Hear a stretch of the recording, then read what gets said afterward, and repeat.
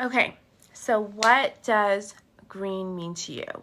When you think about green, do you think about something that's, or someone that's young?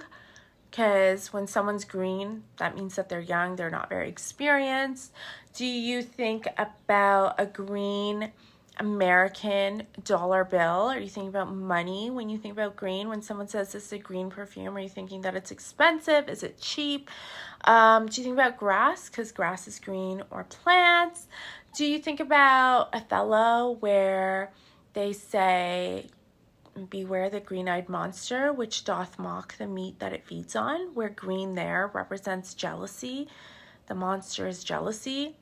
And maybe that would be a cool video of perfumes to wear to combat jealousy or when you're feeling jealous. I don't know. I feel like when we talk about green perfume, we are talking about perfume that's outdoorsy, it's fresh, it's not smoky. Today it's smoky outside, so not outdoorsy like the way it is today, but more outdoorsy that maybe you're walking in a meadow, maybe you're taking a walk through a forest, maybe you are rolling in grass, maybe you've been in a garden, maybe you've been planting things, maybe you're watering your plants. You're surrounded by greenery outside, and green perfumes have an element of evoking that type of environment. I got into green perfumes really early in my scent journey because I found that perfumes warmed up on my skin so much that they would become cloyingly sweet. If they were even a little bit sweet, they would just be annoying in half an hour, and I could not take it. And green perfumes typically lack that sweetness most of the time, and all of the ones that I'm going to mention today don't really have a lot of sweetness, so there are no sweet perfumes being mentioned. So I really loved wearing green perfumes early in my journey, and I have continued to wear them.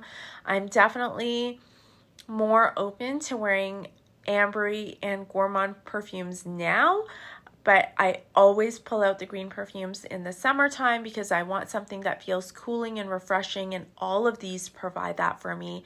It has been really warm here recently, so I've been wearing all of these, and these are my favorite green perfumes. Okay, so let's talk about them. I'll start with the most recent one, and that is Zara Leather Jardin.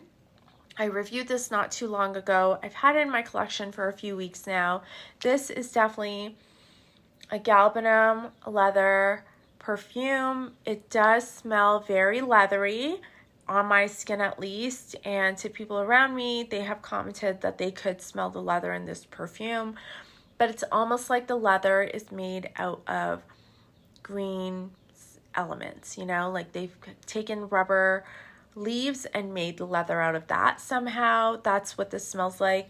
This has a bell pepper note in it, and it really gets spicy as it's on your skin. It's almost like a black pepper once it heats up a little bit, so that's great. It's fresh, it's got grapefruit, really beautiful, long-lasting perfume. I find that this one is so long-lasting. I can smell it all day on my clothes, and definitely for a good 6 to 8 hours on my skin, and that is plenty for me.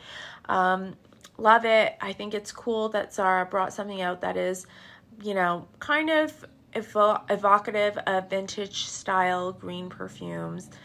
This is like almost a green sheeper type of perfume, and really, really easy to spritz on, doesn't cost a lot of money, and beautiful. I love it. A little bit masculine leaning, I would say, but anyone can wear it, and I definitely enjoy wearing it too. So that is Leather Jardin by Zara. Okay, the next one, also not very expensive, is Gray Flannel by Geoffrey Beene. This was on the $19.99 rack at my local drugstore, so I picked it up a few years ago. No regrets because I love wearing it. I always get compliments on this too, even though when I bring it in for other people to smell, people typically don't like this. I think if you have negative scent associations with perfumes from the 70s, you might not like this, but if you have no scent associations with perfumes from the 70s, give this a smell. It's interesting. It is vintage leaning. I hear that the new version is not as great as the old version, but whatever, I don't really care. This is a violet leaf and galbanum scent.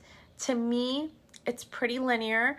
It is adequately lasting. It's not very strong. It's not a beast mode perfume, but it really smells like a fresh spring day after the rain. Like, I just get wet, damp foliage when I smell this perfume. It always smells damp to me. I can't get around it. It smells great. It's refreshing for that. You know, when it's really hot and then it rains, and how much of a relief that can be. That's what gray flannel is. It's that relief. And I think that's why I wear it in the summer. This is great on a hot day. It's just a beautiful perfume. And I think it's really, really worth smelling if you want something that's green and not very expensive. So that is gray flannel. It's not hard to find. You can find it online everywhere, and it's very, very affordable and lovely. And I feel like this is often referenced in other perfumery, but people don't talk about it enough. So that's gray flannel. Let's go to Sisley Eau du Soir. I'm going to go this way instead of the other way. Eau du Soir has been in my collection for the longest. I've had this bottle since 2010, but of course, Eau du Soir has been around for much longer than that. This is a old school green sheeper perfume. So it opens with citrus like bergamot, and then it has like a blend of florals in the center. So ylang ylang, rose, jasmine, all of those are there. Really fresh and minty because of that ylang ylang. And so good. And then the base has patchouli and oak moss in it.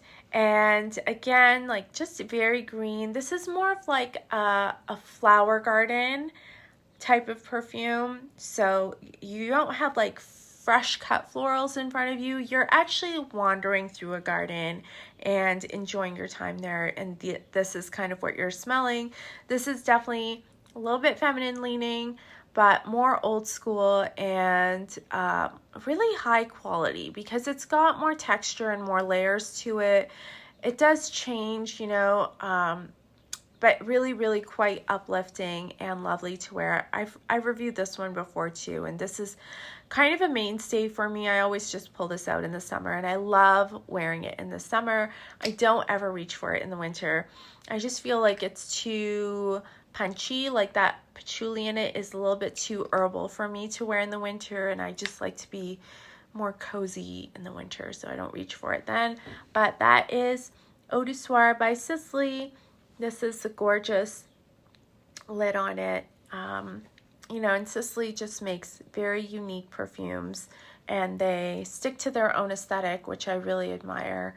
They're not trend followers, so that's kind of cool.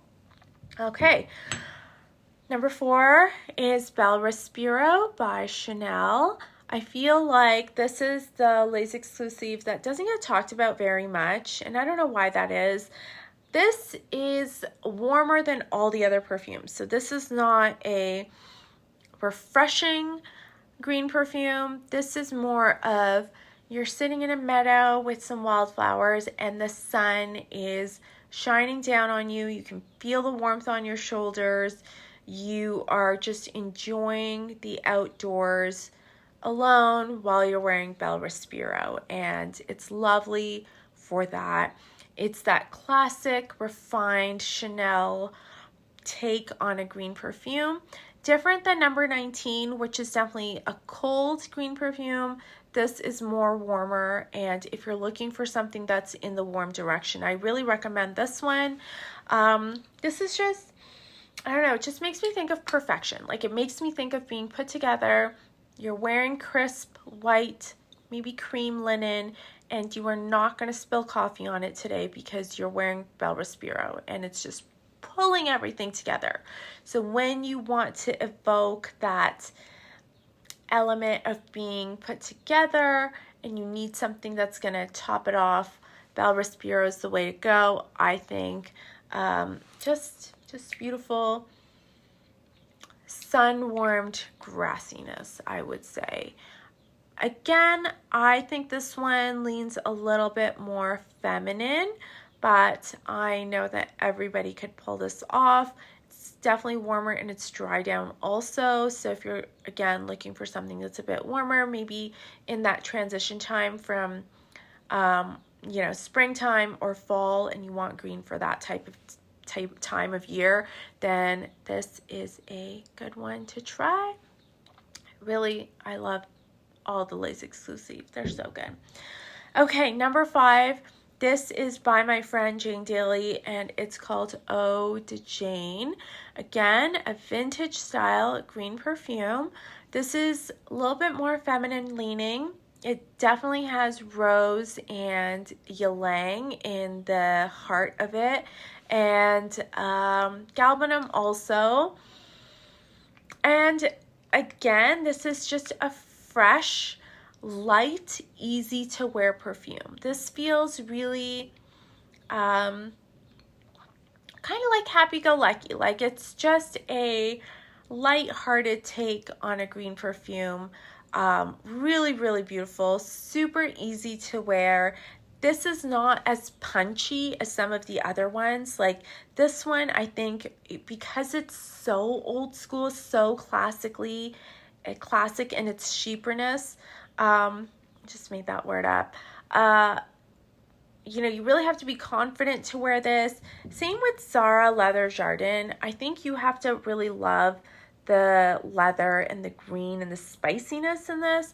But Eau de Jane, I think, lends itself to being very, very easy to wear. I feel like this summer so far, I've been reaching for this one the most because I can just throw it on and I know I always smell good. Like it's just lighthearted in its way, and I love that. So that is Eau de Jane. And yes, I am friends with the person that conceived this perfume, and that is my friend Jane. Okay, last one, also one where a friend of mine, an acquaintance, had a hand in it, and that is Miscayofay. Pep from the Sentinel is evaluator for this brand, and Feuille is like your veggie garden. So if you don't want any florals or not too many florals, then definitely Feuille's the way to go. It's your tomato leaf, it's your cucumber, it's your dirt. It's, you know, really rooting around and being tactile, hands-on in your veggie garden. And if you want to have that because maybe you don't have your veggie garden, or you want to roll into work smelling like your veggie garden, then you need to smell this because it gives you all of that, but still smells really, really interesting and beautiful at the same time. Yeah. The first time I smelled this, so this is cool about the time that we live in. When I smelled this, I got a lot of cucumber from it. I don't know why, I just like really in the top notes, I got cucumber. But nobody else that had smelled it had said that, and the notes don't list that.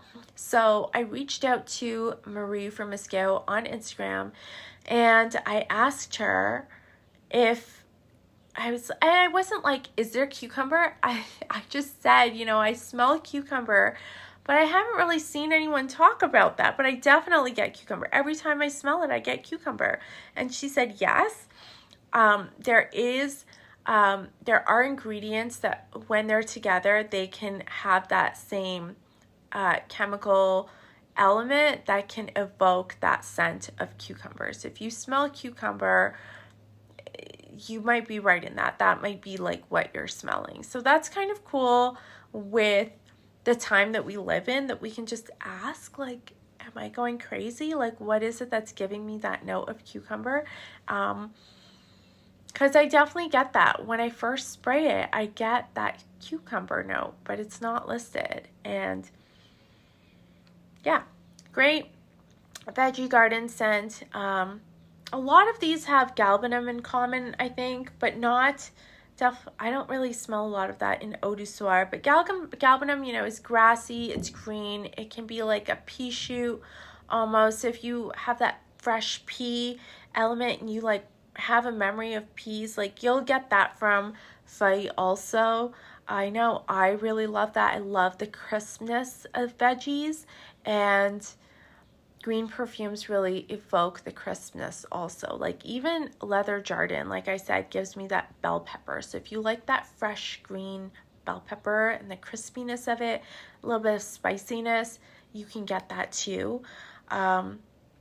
Really interesting time to be alive. I think it's a great time to be alive. I love how green perfumes always uplift me. Like they just make me feel fresh. They make me happy to be alive. And that's what I love about them. They're not comforting, but that's okay. They're providing that uplifting nature of wearing perfume. And I get that from all of these. And that's why I love them. That's it for me. Tell me your favorite green perfumes. I would love to know. Tell me what green evokes for you, because if you're not thinking grass and you're thinking something else, I would love to know what it is. And that's it for me. Thanks so much for watching. I'll see you next time. Bye.